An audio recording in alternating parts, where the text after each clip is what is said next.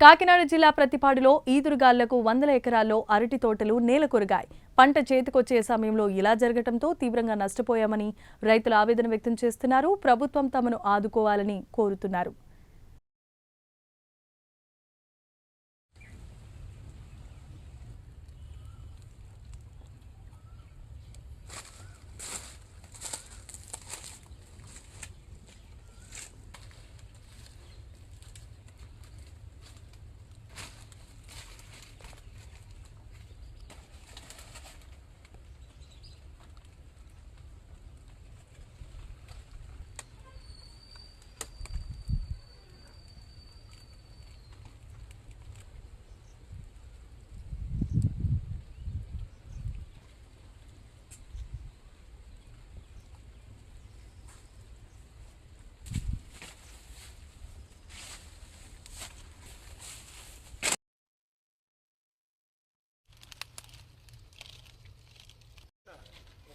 కూడా మిగలేదు. అంత దశకు వచ్చింది. ఇప్పుడు కరెక్ట్గా అమ్మగారు అనుకుంటే గాలి పడుపు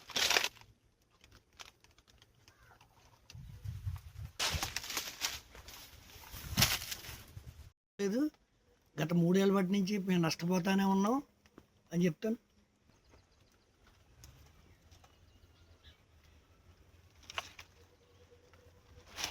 గత 5 సంవత్సరాలు బట్టి నుంచి ఇవ్వట్లేదు మా.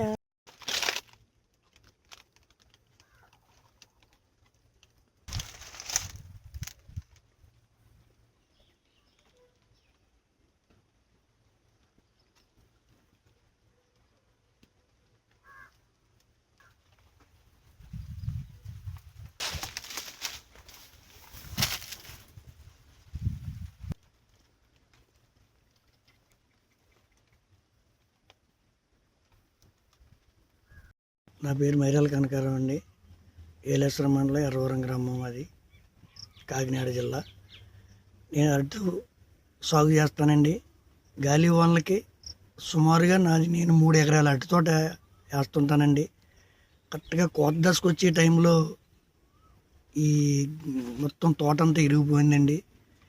రైతు చేతికొచ్చే టైంలో ఈ పంటల మన గాలి వానలకు వచ్చి మొత్తం నేలకు ఉరిగిపోయిందండి. నేను 3 ఎకరాలు అరటి తోట వేసానండి. సుమారుగా దీని పెట్టుబడి ఎకరానికి 60 నుంచి 70 వేల రూపాయలు దీని పెట్టుబడి అవుతుందండి.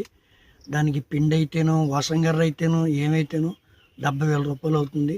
ఈ గాలికి పోవడం వల్ల నేను ఒక్కనే కాదండి, మా ఊళ్ళో సుమారుగా 100 నుంచి 150 మంది రైతులు ఉన్నారు ఈ అరటి తోట వేసేవాళ్ళు. వాళ్ళందరూ నష్టపోయారండి. ప్రభుత్వం స్పందించి దీని మీద అధికారులను పంపించి దర్యాప్తు చేయించి ఇన్పుట్ సబ్సిడీ ఇప్పించాలని కోరుతున్నాను. అలాగే మా గ్రామమే కాదండి, మండలంలో ప్రతి గ్రామంలోనే అరటి తోట వేసుకున్న ప్రతి రైతు నష్టపోయాడండి. ఆ నష్టాన్ని కొంచెం ఏదో మాకు సాయం, రైతుకి సాయం చేయమని చెప్పి మేము కోరుకుంటున్నాం. ప్రకృతిని అంచనా వేయలేం కానండి, కాకపోతే పడిపోయిన పంటను నష్టం అంచనా వేయడం కోసం అధికారులు ఉన్నారు. వాళ్ళని పంపించి ఈ నష్టాన్ని అంచనా వేయించి నష్టపోయిన రైతులకి ఆర్థికంగా ఆదుకోమని చెప్పేసి సంవత్సరాల బట్టి నుంచి అలా ప్రతి సంవత్సరం వర్షాకాలం వచ్చేసరికి గాలికి అడ్డు తోటలు పడిపోవడం, అదే టైంలో ప్రతి సంవత్సరం అధికారులు రావడం, రాసుకోవడం. కానీ 3 సంవత్సరాల బట్టి నుంచి రైతుకి ₹1 కూడా ఇవ్వలేదండి. మేము విన్నపించుకునేది ఒక్కటే, ప్రైమ్ లైన్ ఛానల్ ద్వారాగా అధికారులు స్పందించి ఇన్పుట్ సబ్సిడీ రిలీజ్ చేయవలసిందిగా కోరి ప్రార్థిస్తున్నాం.